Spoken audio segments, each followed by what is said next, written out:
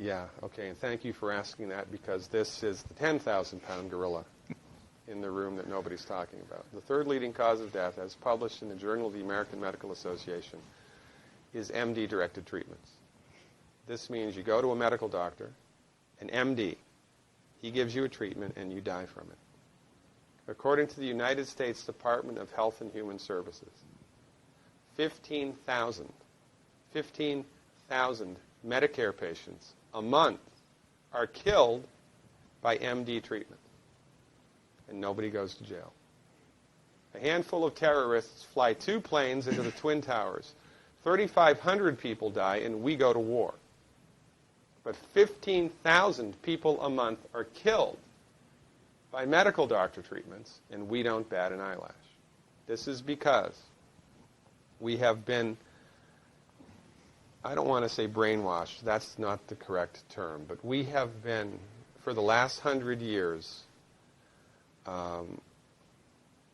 kind of led into this false belief. You know, I think it was Marcus Welby that started it, that the medical doctor is king and knows everything about everything. And really, you need to just shut up and follow your medical doctor's advice. Most people in the United States have no idea at all of the history of the evolution of medicine in the United States. In the early 1900s, it was a relatively level playing field between the chiropractors, the osteopaths, the homeopaths, and the MDs. In 1915, 1920, there was something called the Flexner Report. The Carnegie Corporation funded this man named Abraham Flexner. He went all around the country, and he went on stagecoach and train and horseback. This was before the interstate highway system, right? It took Flexner 5 years to do this. He went all around the country and did an inventory of all of the medical schools that prescribed drugs. He brought the list back to the Carnegies, who owned drug companies, and then the Carnegies and the Rockefellers gave millions of dollars of free money to the medical schools and hospitals in the United States that were prescribing drugs. That was the beginning of the end. After the Flexner Report, there was no more level playing field in the United States. And the MDs started a juggernaut that's taken off. Most people in the United States think that the predominant medicine here, MD-directed pharmaceutical medicine, we think that those guys are top dog because their therapeutics are better than the homeopaths or the naturopaths or the chiropractors. It's not. They're in the driver's seat because of political and financial coalitions that were built at the turn of the century that most people have no idea of at all. And it's a gigantic problem. And I mean, it's crazy, right? It's the third leading cause of death.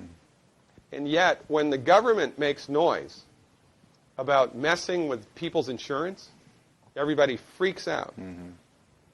And that's a whole other thing to talk about, isn't it? Because what is medical insurance? When you buy medical insurance, what are you doing? You're betting that you're going to get so sick you will not be able to afford it. Mm-hmm. Right? Yeah. Right.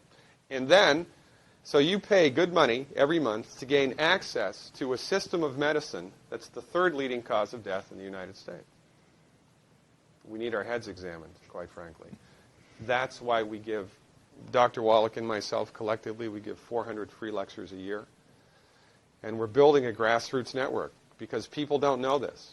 I mean, people, I come to my lectures and they look at me and say, couch potatoes live longer? Medical doctors, the third leading cause of death? You know, what's going on here? We're like the people, you know, in Galileo's time saying, hey, everybody, you know, it's the sun that's at the center of the solar system, not the Earth. Well, hey, everybody, the Earth is round, it's not flat. Or, hey, everybody, slavery's a bad thing. Right? This is we have a social agenda here.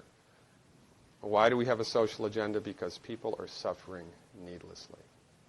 You wouldn't believe, as God is my witness, you would not believe the things that I've seen people recover from in holistic medicine.